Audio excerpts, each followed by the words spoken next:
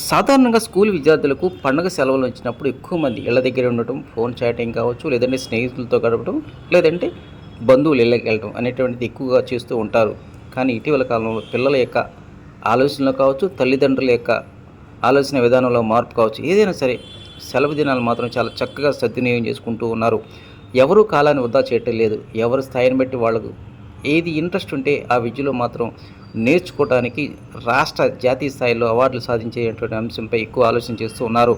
ఇక మంగళగిరి ప్రాంతంలో దసరా సెలవులు మాత్రం ఈ ప్రాంత విద్యార్థులు చక్కగా వినియోగించుకుంటున్నారు.